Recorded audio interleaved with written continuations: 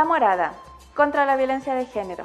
Es un programa que va dirigido contra la violencia machista. Intentamos crear redes para las mujeres migrantes que están viviendo esta violencia.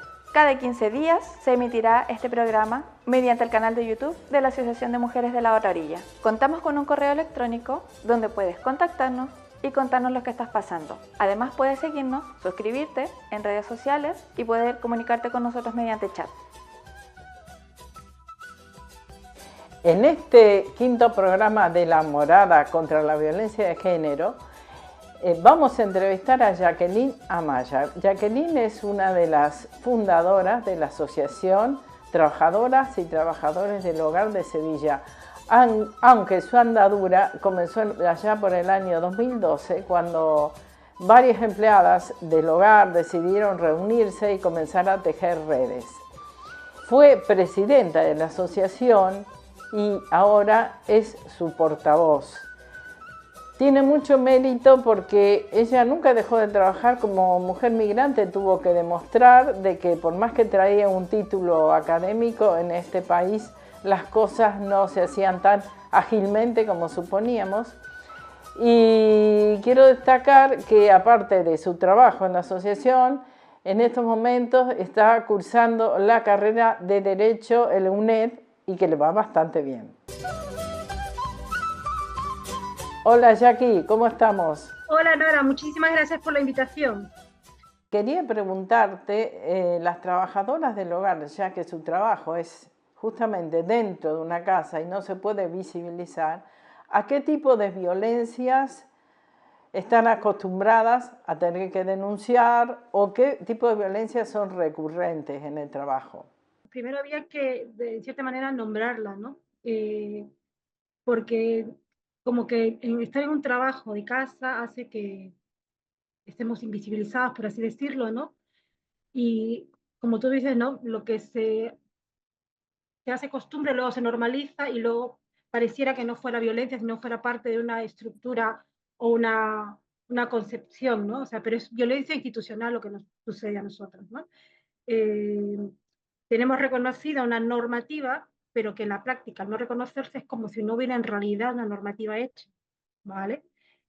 Las familias hacen abuso de su poderío, o sea, del privilegio que tienen, y los contratos, pues muchas veces no respetan los contratos, las trabajadoras del hogar internas tienen innumerables horas de trabajo que no son pagadas, aunque la ley dice que las horas de presencia deben ser pagadas, no hay una manera de un registro de cómo controlar esas horas que se deban trabajar o no, ¿no? O sea, sabemos que alguien que te contrata en régimen de interna es porque necesita ese tipo de cuidados, pero de puertas adentro, si no hay una inspección efectiva, ¿cómo se comprueba esos abusos que hay, ¿no? Y más lo sufren las trabajadoras del hogar que están en situación irregular, porque ellas se ven supeditadas a aceptar esas condiciones de precariedad y a crear esa dependencia, ¿no? Con la persona que encima te maltrata psicológicamente, te maltrata laboralmente porque no te paga lo que debe ser, pero lo necesita, ¿no? Entonces, nosotros no tenemos una serie de mecanismos que nos puedan ayudar. En este caso, existe la inspección de trabajo, que no funciona, ¿no? O sea, lo que siempre hemos pedido es que se active la inspección de trabajo, que se actúe in situ en las casas y muchas veces cuando se llega a denunciar es cuando ya el caso es muy grave realmente, ¿no? Y cuando la mujer realmente no aguanta más esa situación, ¿vale? Pero ya ha renunciado, por así decirlo, ¿no? Entonces la actuación de la inspección va a ser, encima que va a tardar, va a ser ineficaz, ¿no? O sea, ¿para qué quiero yo que la inspección vaya a la casa cuando yo no trabajo con esa familia, ¿no? Y había que demostrar luego que ha habido una relación laboral, y a veces lo valoran ellas en todo ese desgaste emocional que va a haber, si conviene o no denunciar, ¿no? Entonces, por ahí decirlo, tenemos una herramienta que es la inspección de trabajo que funciona un poco tardía, que una vez hecha la denuncia a través de un buzón de voz que es anónima o que también lo podemos hacer a través de la asociación, eh, es bastante ineficaz. O sea, no podemos decir que no funcione, sí funciona, pero no en los plazos breves que debería ser, ¿no? Recientemente el gobierno, con la aprobación del tema de reglamentación de la salud laboral en septiembre, recién aprobado un protocolo para la actuación de la violencia en el trabajo, ¿no? cómo vamos a actuar. Pero mira, ese protocolo lo ha aprobado, pero eh, todavía va a estar vigente a partir de octubre del 2025. O sea, que lo ha aprobado para que lo redacte, lo elabore el Instituto Nacional de la Seguridad y el Trabajo, pero todavía a partir del próximo año lo vamos a tener o sea, lo van a dar, va a entrar en vigencia, ¿no? Entonces, estamos hablando de cosas muy tardías, ¿no? O sea, aquí las cosas no funcionan. Aquí o nosotros mismas nos organizamos y empoderamos a las compañeras a que ellas aprenden a defender sus derechos, o sea, tanto laborales, derechos como en el caso de una compañera que tenemos que está denunciada desde el 2020 al empleador por maltrato, o sea, por intento de agresión sexual, no, o sea, vemos que también la justicia es tardía, porque el 2025 recién tiene fecha de juicio para una situación de abuso, o sea, de abuso físico de parte de su empleador, ¿vale? Entonces, lo importante aquí es la organización, ¿no? O sea, que ellas estén informadas, que ellas aprendan a negociar, que ellas aprendan un poco, lamentablemente es eso, ¿no? Dejamos en manos de la parte más débil, que en este caso es la trabajadora, la capacidad de defenderse, ¿no? De este tipo de abusos que hay. Jacqueline, quería hacerte una pregunta. ¿Es violencia institucional el que ustedes hayan luchado tanto por la aplicación del artículo 189? Que bueno, me gustaría que aclararas en qué consiste y que se haya tardado tanto en aprobar, y también quiero saber en estos momentos si se está aplicando. El convenio 189 es una norma internacional, ¿vale? Adoptada por la OIT el año 2011 y que España ha tardado casi 12 años en poder ratificarla dentro de su ordenamiento jurídico, ¿no?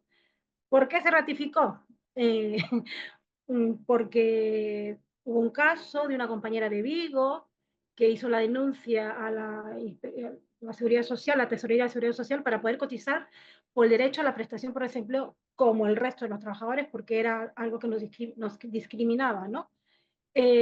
Al responderle negativamente, pues inició el juicio, ¿no? En lo social. Luego el abogado siguió apelando y trascendió, llegó hasta el Tribunal de Justicia Europeo. Tal es así que el 24 de febrero del 2022 sentenció que España discriminaba a las trabajadoras del hogar por no darles la prestación por desempleo, ¿no? Porque no había una igualdad de trato, ¿no? Entre hombres y mujeres. Es más, la razón era por género, o sea, una desigualdad de género, ¿no?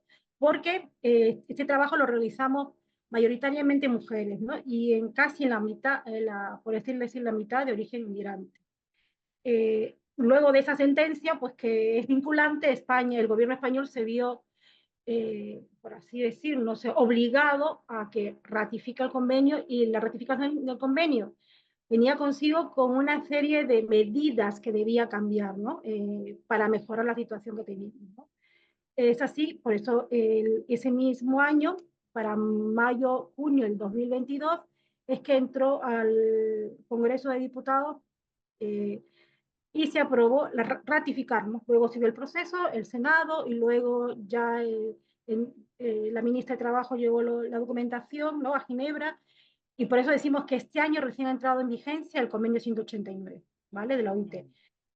Decimos, y es, ¿no?, la primera norma internacional para hablar sobre que este trabajo que hacemos es un trabajo decente, sobre condiciones mínimas que se deben cumplir, habla sobre el acceso a la prestación por desempleo, a que no se debe, también al cuidado y la privacidad de las trabajadoras internas, ¿vale? Habla sobre los descansos, o sea, es una norma muy general, pero que recoge los derechos básicos y fundamentales que debe tener este trabajo en el empleo del hogar para que se realice en condiciones dignas, ¿no? Y que equipare en igualdad y en protecciones con el resto de trabajadores. Ahora, ¿por qué decimos que es una violencia institucional? Porque ha habido una desigualdad histórica con respecto a los otros trabajadores. ¿Cómo es posible que en plena pandemia el resto de trabajadores puedan disfrutar, ¿no?, de una prestación social que se activó en ese momento? Porque claro, hubo ¿no? O sea, muchas bajas, ¿no? Muchas personas y tuvieron que confiscarse en las casas, ¿no? Las trabajadoras del hogar tuvieron que seguir trabajando en las casas, exponiéndose a contagiarse, a perder sus trabajos las compañeras que no estaban en situación irregular, o quedarse confiscadas en sus trabajos. y las que perdieron el trabajo no teníamos derecho, primero al desempleo, ni a recibir una prestación, ¿no? O sea, se adoptó un primer subsidio histórico en reconocimiento a que no teníamos nada, ¿no? Y el Estado, pues, por primera vez tuvo que reconocer que lo que hacemos es una actividad esencial, ¿no? Los cuidados es una actividad esencial.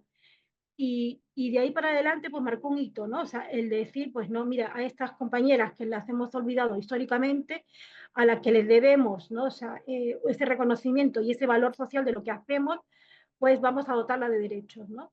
Por eso siempre decimos de esa violencia institucional, porque todavía no se cumple, ¿no? A la fecha, estamos hablando de personas que ya pueden acceder a cobrar la prestación por desempleo, pero se ha aprobado algo que no es retroactivo. O sea, a partir de de octubre de 2023, recién puedes empezar a cobrar el desempleo de aquellas personas que han perdido el trabajo en octubre de 2022. ¿Qué quiere decir? Tengo acceso a cobrar 3 meses, ¿no? De desempleo. Esto no es nada viable en comparación con otros sectores, ¿verdad?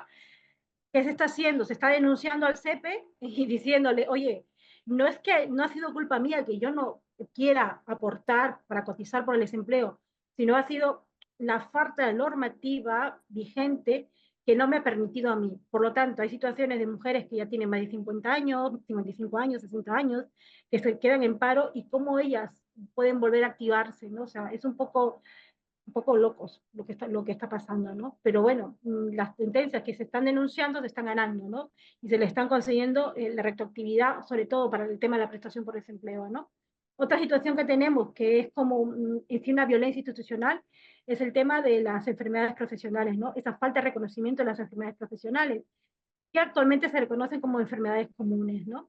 Hay el tema de el tema del movimiento que hacemos repetitivo con las manos, los dolores musculares, las personas que manipulan, ¿no? O sea, por así decirlo, ¿no? A las personas que son cuidadas, pues sufren una serie de dolencias físicas, ¿no? Entonces, y sobre todo las compañeras que trabajan en régimen interna tienen, por así decirlo, la salud mental bastante deteriorada, ¿no? Y física sobre todo, ya que estar 24 horas al día, los 5 días, los 7 días en algunos casos de la semana, hace pues que tengas una situación vulnerable, por así decirlo, ¿vale?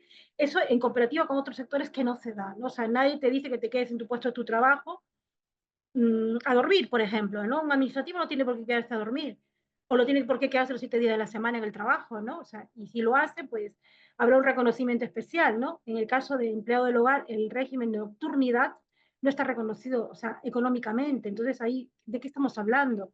Alguien se queda en casa a cuidar a otra persona, a hacer esa compañía y no hay un reconocimiento económico o un pago adicional por quedar más, o sea, de esa situación estamos hablando.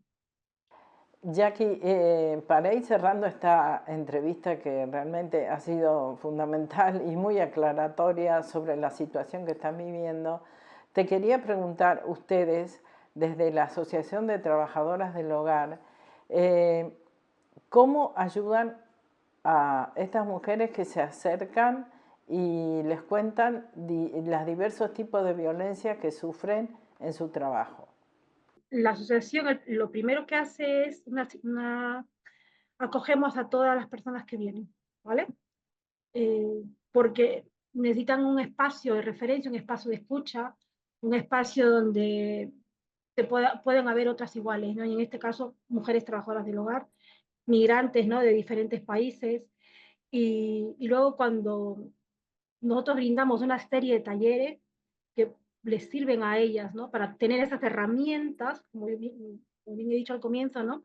Somos nosotras quienes tenemos que hacer valer nuestros derechos, ¿no? O sea, ya que hay un marco legislativo o una inspección que no actúa, entonces somos nosotras a través de los talleres, de la sensibilización, de la formación que les damos, ¿no? Y de las acciones que podemos hacer como asociación, que hacemos valer los derechos y podemos de cierta manera hacer incidencia, ¿no? O sea, hay casos que simplemente con una orientación, una llamada, un documento que se envía al empleador, la situación cambia, ¿vale? O sea, tenemos una herramienta que son las tablas salariales y un real decreto que sale cada año, que es el salario mínimo interprofesional.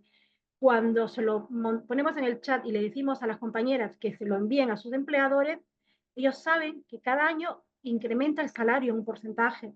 Y ellos saben que no estamos hablando de algo que nos estamos sacando del bolsillo de la manga nosotras, sino que es de acuerdo a ley que estos cambios se están dando, ¿no? Entonces, por ahí tienen ellas por lo menos un argumento para poder defenderse, ¿no? La parte del salario. Ahora, también hacemos, como te digo, ¿no? De derechos laborales para que sepan conocer qué derechos y obligaciones tienen ellas como trabajadoras y también la parte empleadora, ¿vale? Yo quisiera hablar de unos datos estadísticos sobre el tema de la salud y el tema de violencia que ha hecho una encuesta de la Universidad de A Coruña, ¿vale? A petición de la Plataforma de Empleo del Hogar de Madrid este año, y ha arrojado unos datos importantes. Se han entrevistado a 400 trabajadoras del hogar y el 83% de las empleadas del hogar ha padecido consecuencias de salud a raíz de su trabajo, que han padecido enfermedades, ¿no?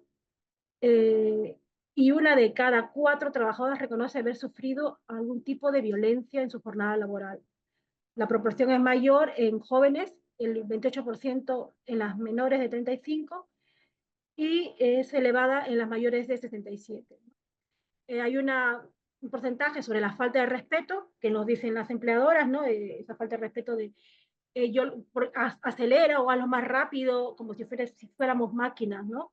O a veces, en comparación, yo lo hubiera hecho corriendo o qué sé yo, ¿no?